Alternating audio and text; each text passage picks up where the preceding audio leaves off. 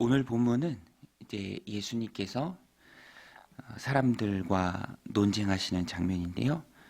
이제 앞부분에 사두개인들과 논쟁했을 때 이제 사두개인들이 예수님께 압도당했죠. 그래서 이번에는 바리새인들이 이제 거의 마지막 단계로 예수님과 논쟁을 합니다. 그 중에 한 율법사가 예수님을 시험하여 물었습니다. 당시 유대인들은 계명을 분류하는 일에 참 관심이 많이 있었어요. 무엇이 제일로 중요한 계명인가? 그 관심사의 연장선상에서 예수님께 묻는 거예요. 계명 중에 어느 계명이 가장 크다고 생각합니까? 근데 이 질문 자체가 굉장히 까다로운 질문일 수 있고요. 또 질문의 목적이나 의도 자체가 율법사가 예수님께 시험하여 묻는 것입니다. 어떤 대답이 나오든지 그 대답을 통해서 예수님을 난처하게 만들려고 하는 질문이죠.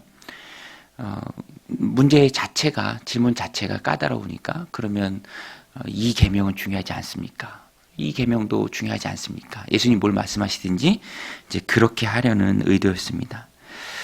어찌되었든지 예수님께서는 그 질문의 목적과 상관없이 의도와 상관없이 예수님께서 말씀해 주십니다. 가장 큰 계명이 이것이다. 그런데 예수님의 그 말씀이 신앙생활 해가는 오늘 우리에게도 참 중요한 말씀이 됩니다. 왜냐하면 예수님의 이 말씀이 우리 신앙생활의 목표가 돼요. 여러분 신앙생활의 목표가 무엇입니까? 신앙생활에 있어서 가장 중요한 게 무엇입니까? 그것을 모르면 굉장히 힘들어질 수 있습니다. 달려갈 목적지가 어딘지 모르고 가는 것하고 비슷하죠. 그런데 예수님께서 이렇게 말씀해 주시면서 우리의 신앙의 목표가 무엇인지, 신앙생활을 하면서 가장 중요한 게 무엇인지 우리가 알 수 있습니다. 그래서 오늘 말씀이 참 중요한데요. 예수님께서 대답해 주십니다. 36절에 선생님, 율법 중에서 어느 계명이 크니까? 예수께서 이르시되 예수님이 말씀해 주신 거예요. 내 마음을 다하고 목숨을 다하고 뜻을 다하여 주 너의 하나님을 사랑하라 하셨으니 이것이 크고 첫째 되는 계명이요. 둘째도 그와 같으니 내 이웃을 내 자신과 같이 사랑하라 하셨으니 이 두 계명이 온 율법과 선지자의 강령이니라. 온 율법 또 선지자의 강령, 구약 성경 전체를 말합니다. 이제 모세의 율법 또 선지자들의 선지서를 말하죠. 그러니까 예수님의 말씀을 요약하면 성경 전체가 말하는 것이 바로 관계다라는 거예요. 하나님과 우리와의 관계, 하나님을 사랑해야 할 우리와의 관계죠. 그리고 또 수직적으로 하나님과의 관계라면 수평적으로 이웃과의 관계입니다. 첫째 되는 계명이 하나님과의 사랑이고요. 둘째가 또 이웃을 내 자신과 같이 사랑하라라는 것입니다. 예수님 하신 말씀이 아니고요. 신명기 6장 5절 또 레위기 19장 18절 말씀의 인용입니다. 전인격을 다해서 마음과 목숨과 뜻을 다해서 하나님을 사랑하는 것, 또 내 이웃을 내 몸과 같이 사랑하는 것, 이것이 신앙생활에서 가장 중요한, 또 우리가 목표로 삼아야 할 크고 첫째 되는 가장 중요한 것입니다. 그것이 바로 관계죠.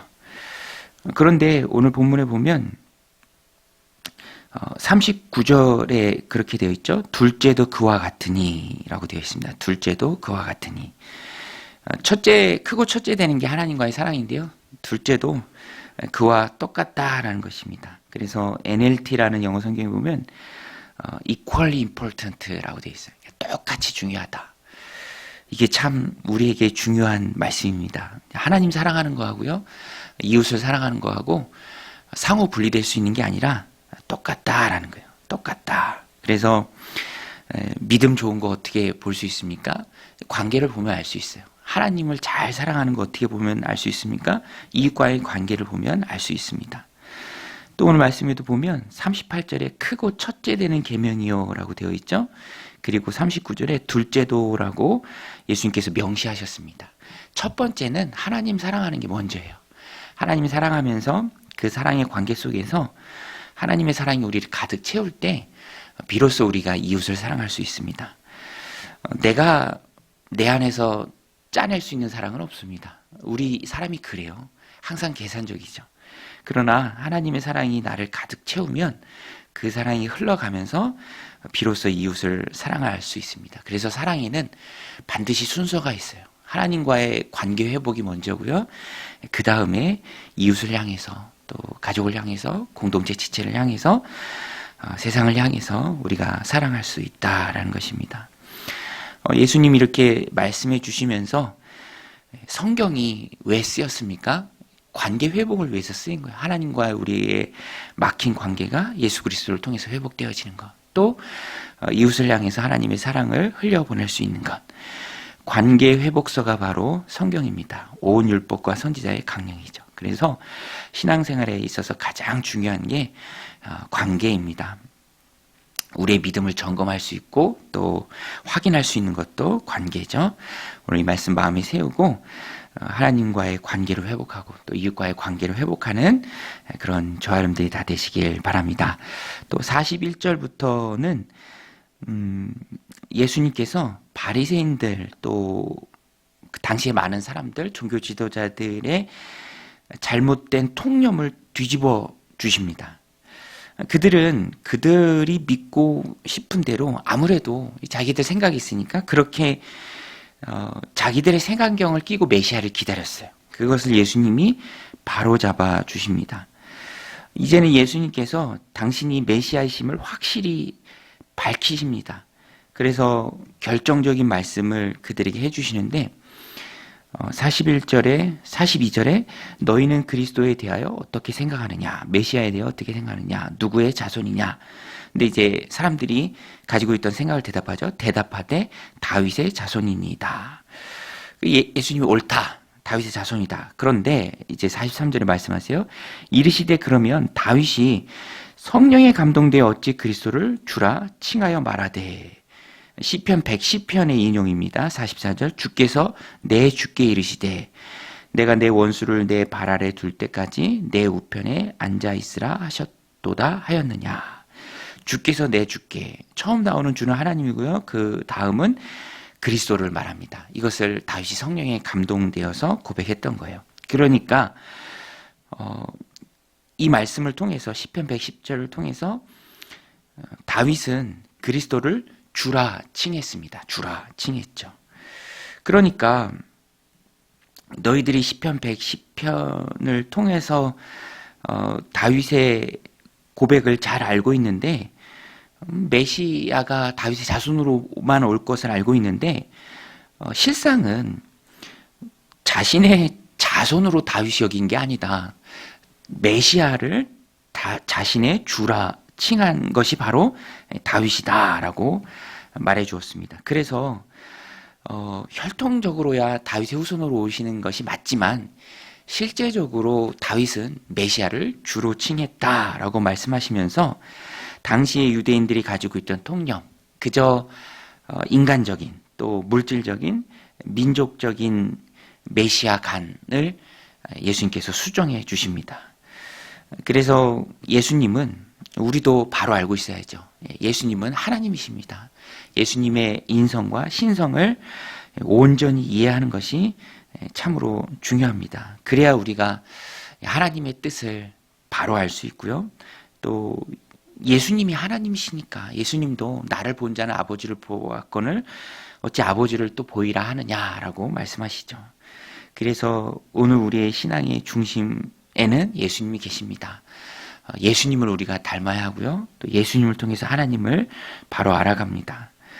물질적인 것에서 벗어나서 영적인 것을 추구할 수 있는 그 길을 제시하시는 분이 바로 예수님이죠. 예수님을 알아야 하나님을 알 수 있고 또 우리가 하나님이 어떤 분이신지 배울 수 있고 또 하나님의 뜻을 깨달아 알 수 있습니다.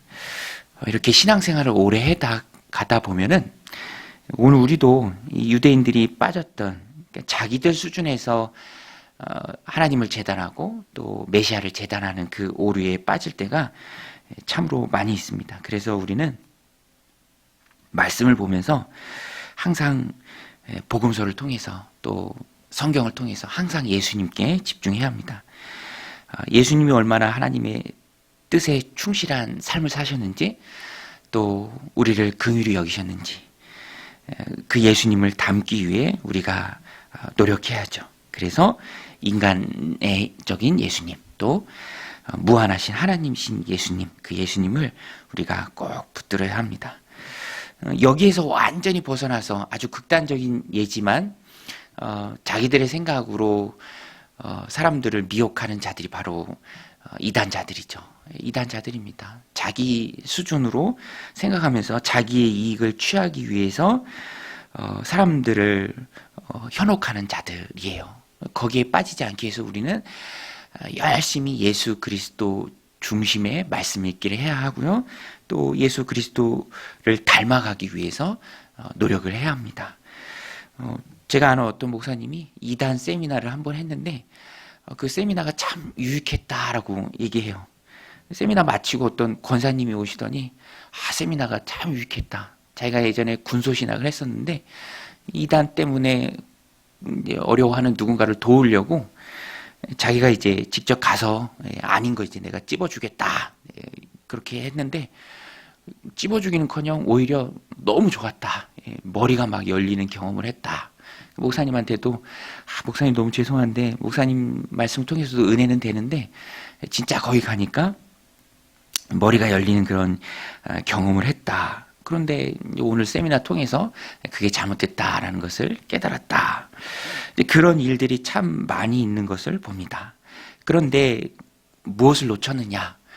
예수님이 어떤 분이신가? 예수님이 어떤 사람으로 오셨는가? 또 예수님이 어떤 하나님의 그런 성품을 드러내는가? 이제 그 부분을 많이 놓친 거죠. 그래서 예수님이 너희가 왜 다윗의 자손으로만 예수님을 메시아를 알고 있느냐라고 얘기하면서 그들의 유대인들의 잘못된 통념들을 완전히 뒤집어주신 것이죠. 예수님이 하나님이십니다. 다윗의 자손만이 아니시죠. 그것을 바로 깨달아 알게 하신 것이죠. 오늘 우리도 항상 말씀을 통해서 예수님이 어떤 분이신지 또 예수님을 통해서 우리가 알 수 있는 하나님이 어떤 분이신지 그것을 놓치지 않고 집중하고 우리의 생각을 자꾸만 바꿔가야 합니다. 고쳐가야 하는 것이죠. 예수님이 정말로 중요하게 여기는 게 무엇인지 항상 예수님 말씀을 우리가 꼭 붙들어야 합니다. 오늘도 이 말씀 마음에 새기고 신앙생활에서 가장 중요한 관계에 힘쓰고 또 예수 그리스도 중심의 신앙생활을 해나가는 저 여러분들이 다 되시기를 주님의 이름으로 간절히 축원드립니다. 우리 같이 말씀 붙들고 함께 기도할 때 하나님 관계를 소중히 여기며 살아가게 하여 주옵소서. 또 예수 그리스도 중심의 신앙